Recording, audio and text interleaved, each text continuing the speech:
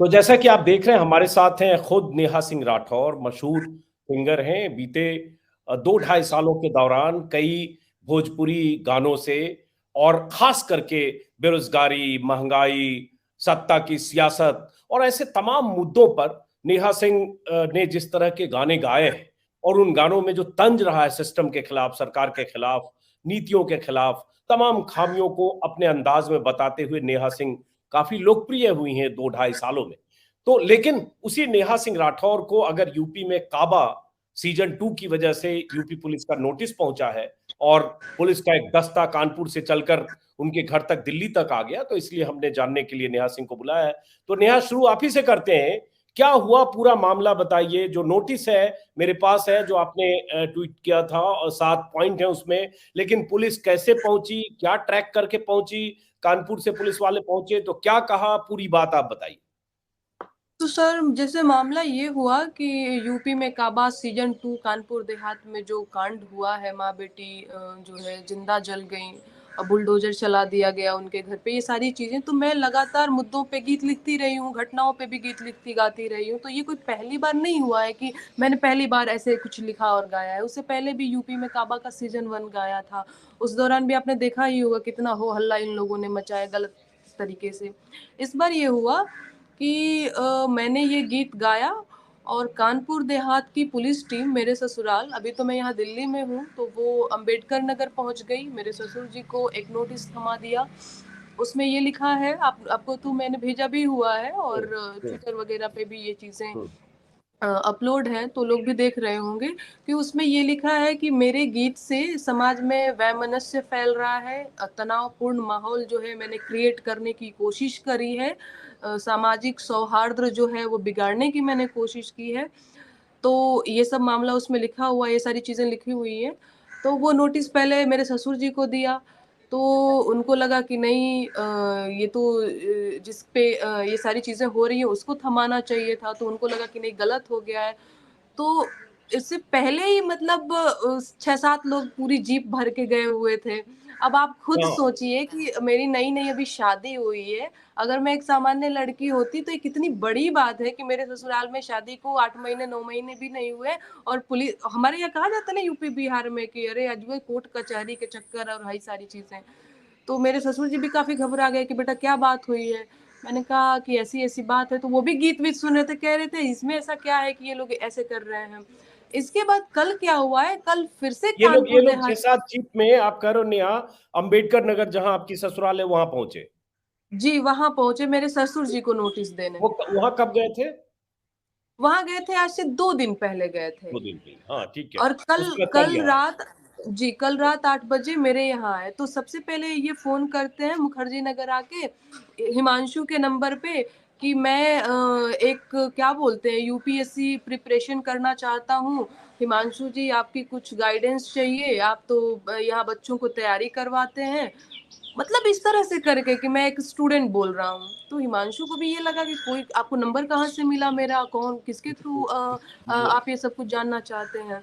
हम्म, तो झूठ-झूठ बोल रहे थे कि अरे हम यूपी से आए हैं, कहीं से भी नंबर मिल गया है, हमको बस आपसे कुछ बातें जाननी है, झूठ बोल कर के। हम्म, तो फिर हिमांशु ने बोला कि नहीं, ऐसे तो मैं किसी से मिलने नहीं आ सकता हूँ, आप कुछ बताइए कि किसके थ्रू और कौन बात कर रहे हैं। इसके बाद 10-15 मिनट बाद फ़ोन करते हैं कि भैया कानपुर देहात से हम पुलिस की टीम बोल रहे हैं, दरोगा जी भी साथ में हैं, आपको एक हम्म, नोटिस थमाना है, उस पे आप हम्म, सिग्नेचर वगैरह कर लीजिए, रिसीव कर लीजिए। तो हम लोग तो थोड़ा-सा पुलिस दरोगा की बात आते ही और नोटिस और ये सारी चीज़ें, हम लोग भी थोड़ा-सा घबरा गए कि ऐसा भी क्या हो गया है कि पहले हम्म, अम्बेडकर नगर पहुँचे और फिर वहाँ से आकर के दिल्ली आ गए और फिर यहाँ हम्म, पे भी आए हुए थे 5-6 लोग। तो हम्म, फिर बड़ा एकदम वो होता है ना कि नहीं, नहीं आप रिसीव करो, तो हमें भी बहुत ऐसे समझ में आया नहीं कि क्या करना है। फिर मुझे लगा कि ओके ठीक है, हम बुला लेते हैं। तो फिर हमने रिसीव किया जिसमें वही सारी चीज़ें लिखी हुई हैं कि समाज में जो है वैमनस्य और तनावपूर्ण माहौल बनाने का मेरा जो गीत है। तो मतलब पहले चालाकी ये कि ट्रैक करने के लिए कि कहीं चले न जाएं या पुलिस की जानकारी मिल के कहीं भाग न जाएं, इसलिए कुछ बहाना बनाए यूपीएससी के बारे में बात करनी है, यही मतलब तो यही होगा कि आप रुको हम आ रहे हैं, लेकिन बिल्कुल। बहाना बना के आए। बिल्कुल, तो वही तो हम लोग कह रहे थे यार हाँ, हम लोगों ने कौन-सा ऐसा क्राइम किया है, कहाँ भाग रहे हैं हम लोग कैसे जैसे नहीं गिरफ्तारी हाँ, करनी रहती है, तो बहला हुँ, फुसला करके। तो हमने हुँ, कहा भी कि आपने अपनी विश्वसनीयता खत्म करी, मैं कैसे विश्वास कर लूँ कि आप पुलिस से हैं कि भैया आप और ही कोई हैं? ऐसे हम हुँ, कैसे आ सकते हैं? तो हम लोग हुँ, इसीलिए बच भी रहे थे क्योंकि पहले ही इन्होंने झूठ बोला, तो हम हुँ, कैसे मान लें कि भैया आप पुलिस की टीम है कि क्या हैं? हुँ, कौन जानता है? हुँ, सामने गए मिलने तो आप कुछ और ही निकले। हुँ, तो हुँ, बड़ा हम लोग तो बच रहे थे, लेकिन फिर मैंने कहा हिमांशु से कि नहीं भाई पहले तुम वीडियो कॉल बात करो, ये लोग हैं कौन? आजकल हुँ, बड़ा इन लोगों का चलता भी है तो मैं तो थोड़ा बच के ही रहती हूँ, कोई बुलाए हम कैसे हुँ। चले जाएँ? तो ये लोग तो इस तरह से झूठ बोल के आए जैसे हमने बहुत बड़ा क्राइम कर दिया हो और गीत का बोल तो सर आपने भी सुना होगा और मैंने देखा आपने ट्वीट भी किया था। तो हुँ। ऐसे ही आप भी कुछ भी नहीं करते होंगे, हम भी कुछ भी नहीं कर देंगे ट्वीट, बहुत सारी चीज़ें चल अब रही होंगी। नेहा जिस यूपी में काबा का जिक्र कर रही है जिसकी वजह से नेहा सिंह राठौर को पुलिस का नोटिस मिला है, नोटिस मेरे हाथ में है, दर्शक देख चुके होंगे पहले भी मेरे शो के शुरुआत में। उसमें नेहा सिंह को 3 दिन के भीतर जवाब मांगा गया है और 7 सवाल हैं कि इसमें आप खुद हैं, ये गीत आपने लिखा है, आप स्वयं इसे प्रमाणित करिए, इस वीडियो में शब्द आपके हैं या किसके हैं, हुँ, गीत हुँ, से हुँ, उत्पन्न भावार्थ से समाज पर पड़ने वाले प्रभाव से आप विज्ञ हैं या नहीं। तो ये 7 पॉइंट है। तो अब क्या हुँ। 3 दिन में जवाब देना है? उन्होंने कहा 3 दिन में आपको जवाब देना है। उन्होंने कहा कि 3 दिन में अगर आप जवाब हमें नहीं देते हैं, तो आपके ऊपर आगे जो भी कार्रवाई होगी, वो करी जाएगी। और सवाल भी इतने हुँ, ट्रिकी पूछे हैं ना, हाँ या हुँ, ना? अब हुँ, ना आप लिखोगे, तो भी हुँ, फँसोगे, हाँ लिखोगे तो भी मतलब हुँ, कितना दिमाग लगाया है। आपने ये गीत हुँ, गाया है या नहीं? अब वहाँ पे मैं लिख दूँ कि हाँ, मैंने ये गीत गाया है टाइप की चीज़ें, हुँ, है ना? आप समझ रहे हैं? हुँ, तो बड़ा हुँ। ही घुमा-घुमा कर के मुझे ऐसे फँसाने की कोशिश कर रहे हैं ये लोग। बहुत अहम बात नेहा कह रही हैं, सही है। एक बार फिर से दर्शकों को बता दें, जैसे जो सवाल है, 1 पॉइंट आंसर होगा, येस और नो, सही बात है। और वो एकदम ऐसा ट्रिकी सवाल है, वीडियो में आप खुद हैं या नहीं? गीत आपने खुद लिखे या नहीं? इसे प्रमाणित करती हैं क्या? किसी और द्वारा लिखा गया, सत्यापित कराया गया अथवा नहीं? आप समाज में पड़ने वाले प्रभाव से भिज्ञ हैं या नहीं? अब सही कहा नेहा ने, हाँ या ना?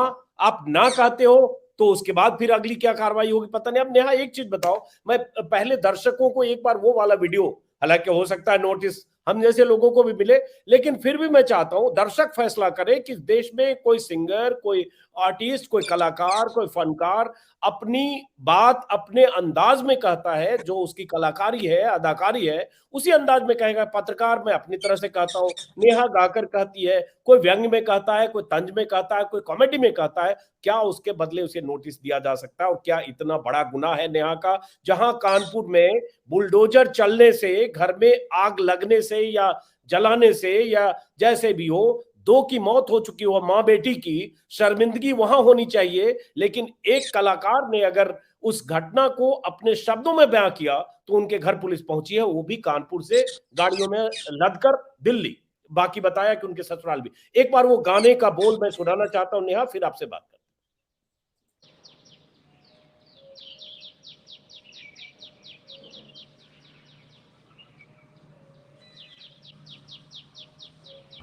और बाबा के डीएम तो बड़ी रंगबाज बा। बाबा के डीएम तो बड़ी रंगबाज बा। कानपुर देहात में ले आइल राम राज बा। बुलडोजर से रौंदत दीक्षित के घर आज बा। अरे यही बुलडोजरवा पे बाबा के नाज बा। काबा यूपी में काबा कलेक्टर ठुमके बाज बा। सटकल ओ कर्मी जाज बा। अधिकारी भैले बेलगाम मनमानी के रिवाज बा। काबा यूपी में काबा अरे गरीबन के मड़ई फुकवादा गुर्बत के इलाज बा। गरीबन के मड़ई फुकवादा गुर्बत के इलाज बा। लोकतंत्र के नाम पे भैया भैल कोढ़ में खाज बा। काबा यूपी में काबा अरे आग लगी तो हिंदू जरिहे जरिहे मुसलमान बा। आग लगी तो हिंदू जरिहे जरिहे मुसलमान बा। ए बाबा एह जाना खाली अब्दुल के मकान बा।